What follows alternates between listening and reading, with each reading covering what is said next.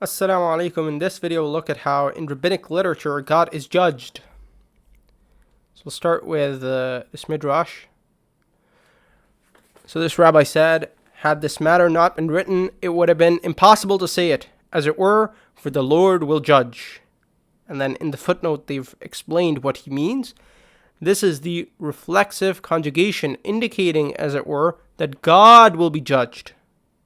And where is God judged? In fire. So again, the actual full quote is, for the Lord will judge in fire. And what they're saying is, it means God will be judged in fire. Shofet is not written here, but rather nishpat. This is what David said, inspired by the divine spirit. Even if I were to walk through the valley of the shadow of death, I will fear no evil, for you are with me. Okay. So anyway, the point to be taken here is this rabbi is saying that, as it were, God will be judged. Another midrash, okay. So God punished Israel, and so God punished the north, the 10 tribes in the north, and then he punished the south as well, okay. And so this is supposed to be analogous to a parable of a king. Let's read this parable. So Rabbi Yohanan said, this is analogous to a king who had 2 sons. He grew angry at the first, took the rod, struck him, and exiled him. He said, woe unto him, for what tranquility was he exiled. He grew angry at the second, took the rod, struck him, and exiled him. He said, it is I whose culture is faulty.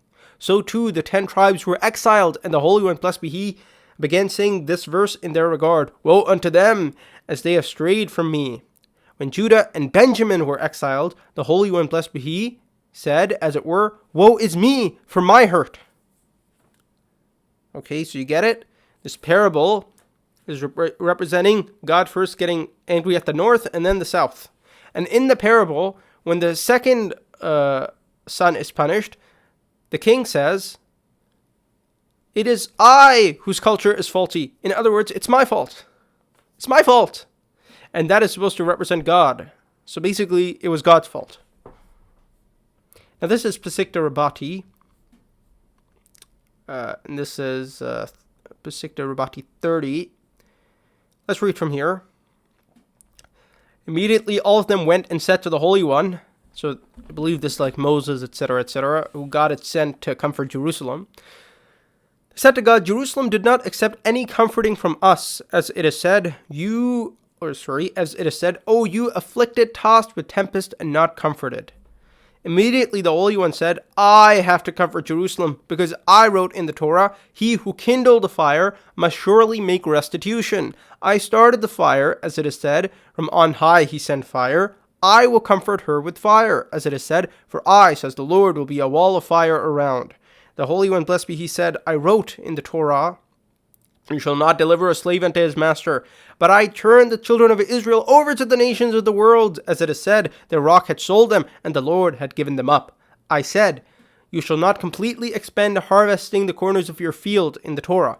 But I completely let my rage expand. As it is said, the Lord has expended his rage. He has ignited a fire in Zion, and it has consumed her foundations.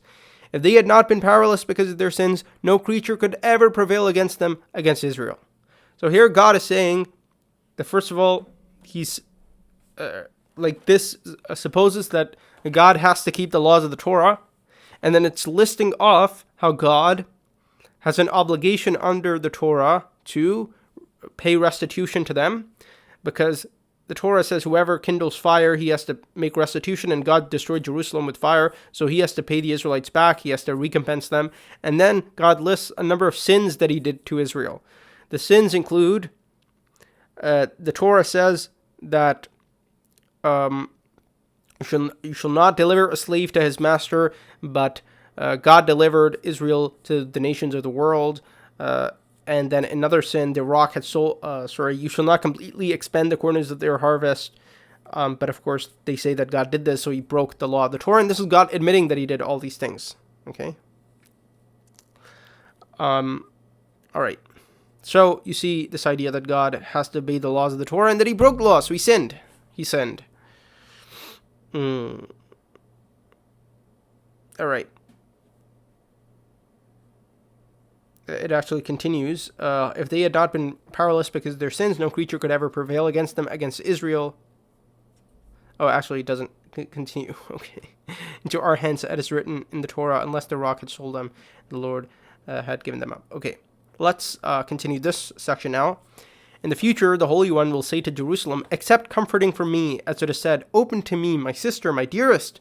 Jerusalem said to me, I shall accept no comforting from you until I and you have reproved each other, as it is. Come, my beloved, let us go forth into the field. So look at this. God is here offering comfort in Jerusalem. Says, no, not until we reprove each other. Come, my beloved, let us go forth into the field, to a place where no negotiation takes place. Let us lodge in the villages, so that I may show you the nations upon whom you bestow good things, and who nonetheless deny you. Jerusalem said to him, Master of the world, why did you not treat me as Joseph dealt with his brothers, as it is said, Oh, that you were like a brother to me. He requited Joseph with evil, and wished to kill him, as it said. Even before he came near unto them, they conspired against him. But when we came near him, he dealt kindly with us, as it is said. Again, but when we came near him, he dealt kindly with us, as it is said, and he comforted them and spoke kindly unto them. Similarly, Shimei ben Gera said to David, Therefore, behold, I have come this day, the first of all the houses of Joseph. This implies surely Absalom and his followers have not given you as much pain as the brothers of Joseph gave him. Therefore, David received him in kindness. Jerusalem said to him, Master of the world, when you gave the Torah to Israel, you circulated the Torah and offered it to all 70 nations, but none would accept it until Israel accepted it. But now that we have accepted it, how could you act like this? You're saying that why weren't you merciful to us like Joseph was merciful to his brothers, etc.? Well, how could you act like this? This how Jerusalem is protesting against God. We would expect God will say, what are you doing? I'm God, Behave yourself and whatnot. Rebuke Jerusalem. But no, that's not what happens. This is what happens. Immediately the Holy One accepted the accusation and said, I acted foolishly with you. As it is said, I acted like your master.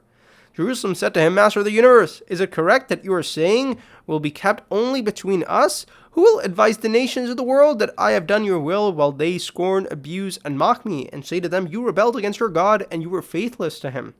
Immediately the Holy One will say to Jerusalem, I will advise the nations of the world concerning you and your works of righteousness.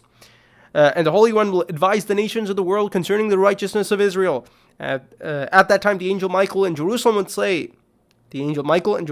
say, The Lord has brought forth vindication. Come and let us declare in time the work of the Lord our God. So what is this? God accepts the accusation that he didn't act correctly, and God says, sorry, I acted foolishly with you. I acted foolishly. The Quran says about Allah subhanahu wa ta'ala, لا يسأل عما يفعل وهم يسألون. He cannot be questioned about what he does, but they will all be questioned.